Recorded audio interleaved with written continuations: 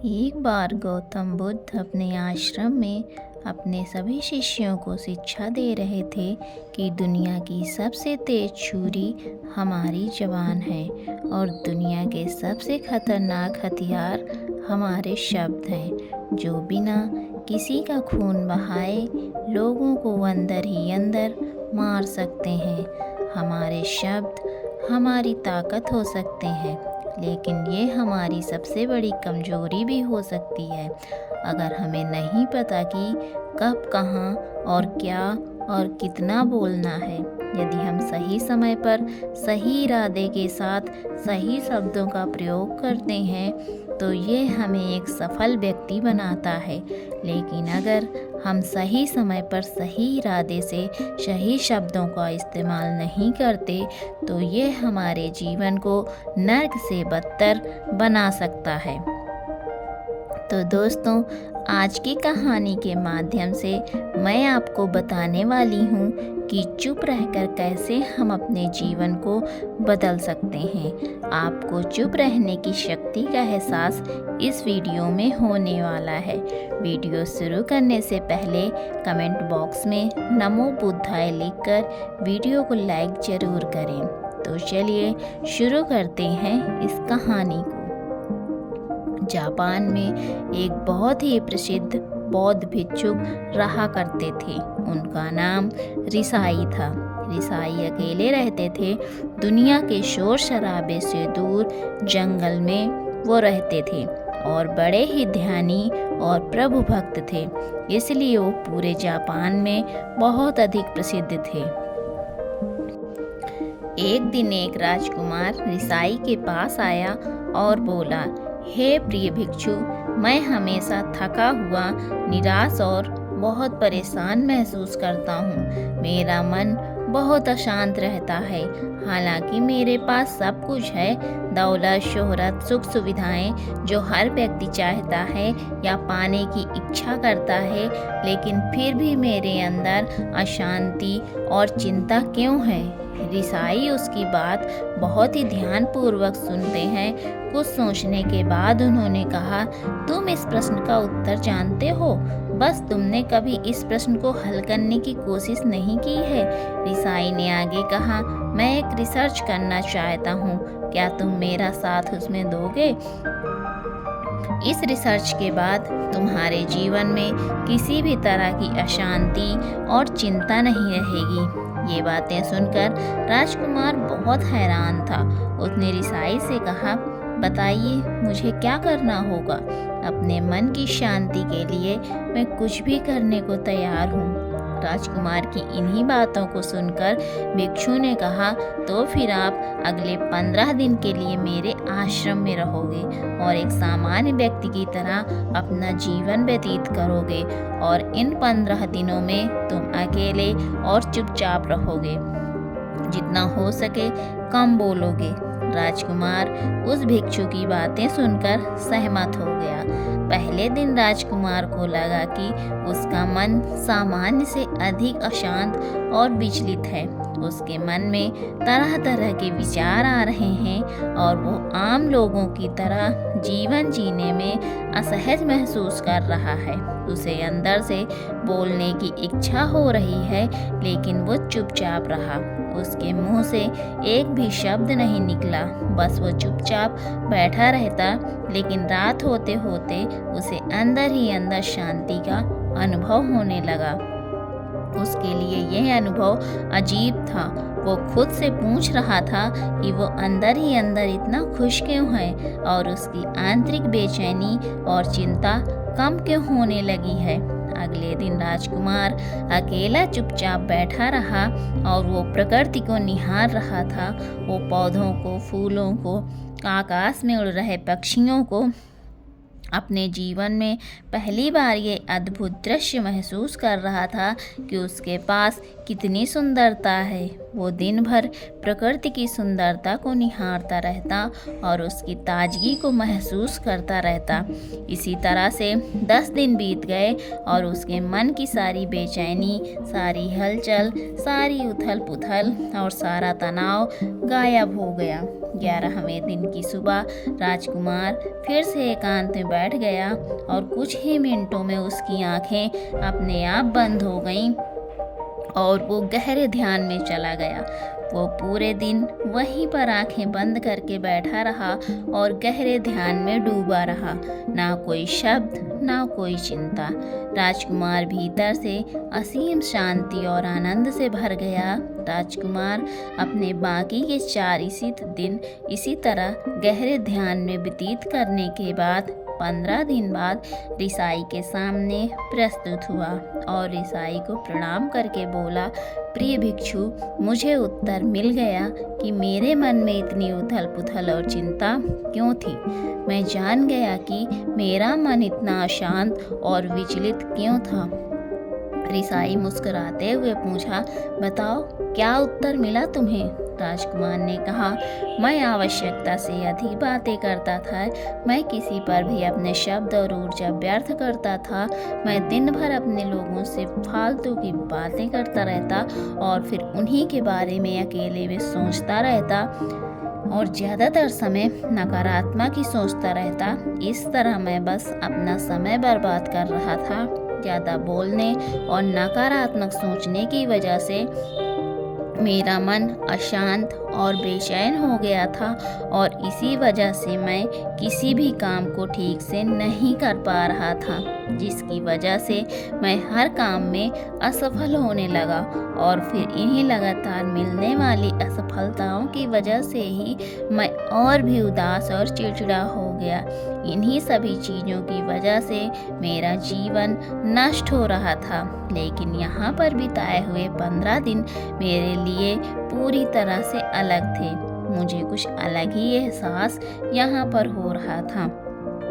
अब मुझे ऐसा लग रहा है मैं अपना जीवन पूरी तरह से जी रहा हूँ, लेकिन इससे पहले मैं अपना जीवन गलत तरीके से जी रहा था। और मैंने ये भी सीखा कि हमें सिर्फ ध्यान करने की ज़रूरत नहीं है। ध्यान अपने आप होता है जब हमें शांत और मौन होते हैं। ध्यान के पिछले कुछ दिनों के दौरान मैंने जो पहली चीज़ सीखी वो ये है कि मनुष्य के जीवन की सबसे महत्वपूर्ण घटना स्वयं को जानना है। ये सुनकर रिसाई ने कहा, सिर्फ तुम ही नहीं, दुनिया में ज़्यादातर लोग ज़रूरत से ज़्यादा बोलते हैं। आज भी लोग ज़्यादातर समय केवल एक दूसरे को नीचा दिखाने के लिए ही बोलते हैं। कुछ लोग ना चाहते हुए भी बातें करते हैं और अपना जीवन बर्बाद कर लेते हैं। रिसाई ने राजकुमार को चुप रहने का महत्व समझाते हुए कहा, एक बार गौतम बुद्ध से उनके शिष्यों ने पूछा, प्रिय बुद्ध, आप ज़्यादातर समय चुप क्यों रहते हैं? बुद्ध ने कहा, क्योंकि चुप रहने से व्यक्ति अंदर से अनंत शांति की गहराइयों में होता है। मौन अपने ऊपर उतरने की पहली सीढ़ी है। मौन के बिना स्वयं को जानना संभव है। स्वयं को जानने और समझने का पहला नियम है कि मौन हो जाओ। उतना ही बोलो जितना अत्यंत आवश्यक हो। बेफजूल की बातें करना छोड़ दो। तुम अचानक पाओगे कि 90% से भी ज़्यादातर लोग व्यर्थ ही ज़्यादा बोलकर अपना समय बर्बाद कर रहे हैं। ना बोलने का कोई भी नुकसान नहीं है, लेकिन यदि आप ज़्यादा बोलते हैं तो आप अत्यधिक गलती कर देते हैं।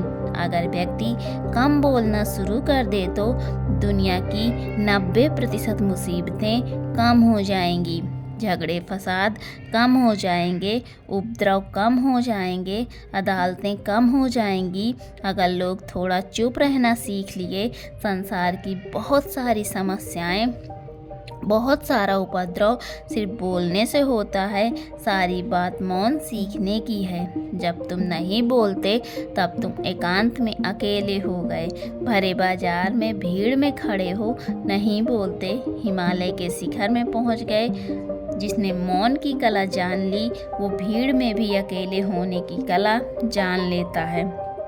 वो अपने भीतर ही डुबकी लगाने लगता है। एकांत में तो आदमी स्वर्ग में है, दूसरे की उपस्थिति ही बेचैनी पैदा करती है। पहले तुम्हें चुप रहने की शक्ति को धारण करना होगा, इससे तुम अधिकतर ऊर्जा को बचा लोगे और फिर इस स्थिति में पहुंच जाओगे कि तुम कम बोलने लगोगे। अगर तुम किसी के यहाँ पर जा रहे हो और परेशान हो जाओ तो ऐसे में उचित है कि आंखें बंद कर लो और अपने में खो जाओ। वहाँ से आपको ताजगी महसूस होगी, क्योंकि तुम्हारे अंदर ही जीवन का वो स्रोत छिपा है और वो किसी दूसरे में नहीं है। इसके बाद राजकुमार उस रिसाई से पूछते हैं, आखिर हमें अपने अंदर तक लेकर कौन जाएगा? ये बातें सुनकर रिसाई कहते हैं, तुम्हें स्वयं ही अपने अंदर उतरना होगा, वहीं के परम राज्य जीवन का आनंद ले पाओगे। आनंद का यहीं से जन्म हुआ है, यहाँ से तुम मौत में डूब जाओगे। यही तुम्हारा सूरज उदय होगा और यहीं से अस्त होगा। इसी प्रकार तुम बार बार डुबकी लगाओ। जब भी तुम डुबकी लगाकर लौटोगे वहाँ से तुम पाओगे फिर ताजगी भरा जीवन की नई संपदा मिलेगी। इस नई शक्ति के जन्म होने से तुम्हारी थकान गई, उदासी गई, चिंता गई।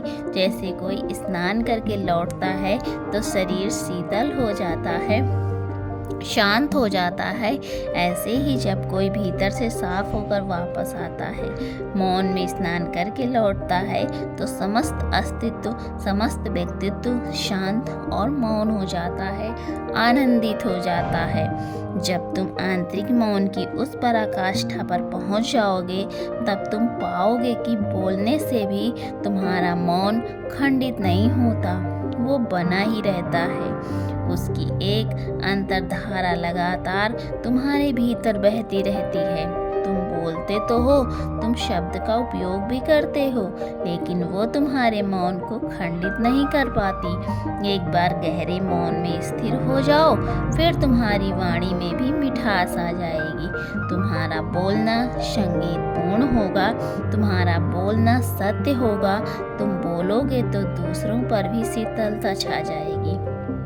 जैसे ही तुम अंदर से चुप होते हो, तुम इतने शक्तिशाली होने लगते हो कि समाज की निर्भरता तुम छोड़ने लगते हो और तुम्हारे जीवन में एक मस्ती आती है जो केवल दीवानों के जीवन में होती है। तुम्हारे चेहरे पर एक नई रौनक आ जाती है, तुम्हारी आंखें किसी अमृत के समान हो जाती हैं और तुम अनंत शांति के समुद्र में डूबने लगते हो। इतना कहकर भिक्षु रिसाई ने अपनी बात को खत्म की और वो मौन हो गए। राजकुमार ने उनका धन्यवाद किया और अपने महल में चला गया। दोस्तों, आपने भी अनुभव किया होगा कि बहुत ज़्यादा बात करने से दिमाग अशांत हो जाता है, जिससे हम अपने दिमाग पर नियंत्रण खो देते हैं और साथ ही अपना ध्यान भी खो देते हैं। जो लोग बहुत ज़्यादा बोलते हैं उनके पास किसी एक काम पर ध्यान केंद्रित करने की काबिलियत नहीं होती। वो अपने किसी भी लक्ष्य पर पूरी तरह से केंद्रित नहीं हो पाते। अगर हमारा दिमाग एक जगह केंद्रित नहीं है तो हम जीवन की सच्चाई नहीं समझ पाते और ना ही मनचाही सफलता कभी हासिल कर पाएंगे। इसके अलावा भी आपने देखा होगा कि जो लोग अधिक बोलते हैं वो अक्सर लोगों के बीच हंसी का पात्र बन जाते हैं और जो लोग कम बोलते हैं और अपनी बात पर कायम रहते हैं उन्हीं लोगों से सम्मान मिलता है। लोग उनकी बातों को सुनते हैं, उन पर भरोसा भी करते हैं। जो लोग ज़रूरत से अधिक बोलते हैं और उनको अपने विचारों के बारे में पक्के नहीं होते हैं, उनका दिमाग स्थिर और विचलित रहता है, शोर से भरा रहता है और एक अशांत दिमाग वाला व्यक्ति जीवन में किसी भी चीज़ में सफल नहीं हो पाता, क्योंकि वो किसी भी काम में फोकस नहीं कर पाता। यदि किसी व्यक्ति को ये पता है कि उसे कब, कहाँ और क्या बोलना है, तो वो व्यक्ति सच में बहुत बुद्धिमान है और ऐसा व्यक्ति जहाँ भी जाता है उसका व्यक्तित्व आकर्षण का केंद्र बन जाता है और वो जो कुछ भी करता है उसमें वो सफल अवश्य होता है।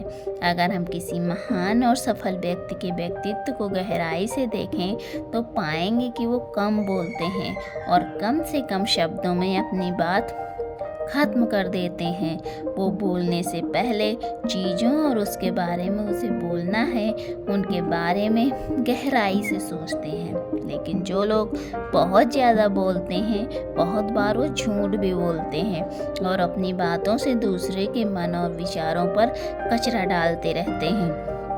वो ज़्यादातर समय दूसरों की बुराई करते रहते हैं, इसलिए उनके अपने भी उनसे नफरत करने लगते हैं और उनसे बचने की कोशिश करते हैं। हमारे भारतीय उपनिषदों में कहा गया है कि हमारे शब्द वास्तविक ब्रह्म शक्ति हैं। मौन से धैर्य आता है, धैर्य से ध्यान और ध्यान से हम अपने जीवन के बारे में जागरूक हो जाते हैं। इसीलिए अगर हम ज़्यादा बात करते हैं तो हम मौन को खो देते हैं, जो मन की शांति का पहला स्तंभ है। दोस्तों, आज से हम भी चुप रहने का अभ्यास अवश्य करेंगे। आज से हम भी वही बोलेंगे जो ज़रूरी है और हम कोशिश करेंगे कि कम से कम शब्दों में अपनी बात खत्म करें और हो सके तो कोशिश करेंगे कि रोज़ कम से कम 30 मिनट एकांत में चुपचाप बैठेंगे और मुझे पूरा विश्वास है कि इससे हम सबके अंदर एक सकारात्मक बदलाव ज़रूर आएगा। इसी के साथ इस वीडियो को ख़त्म करती हूँ। तो दोस्तों, उम्मीद करती हूँ आपको इस कहानी से एक अच्छी सीख मिली होगी। ये कहानी आपको कैसी लगी हमें कमेंट बॉक्स में ज़रूर बताइएगा और साथ ही इस कहानी को अपने दोस्तों के साथ शेयर ज़रूर करिएगा। तो मिलती हूँ अगली कहानी में, तब तक के लिए अपना ख्याल रखिए। Thanks for watching, keep loving and keep supporting.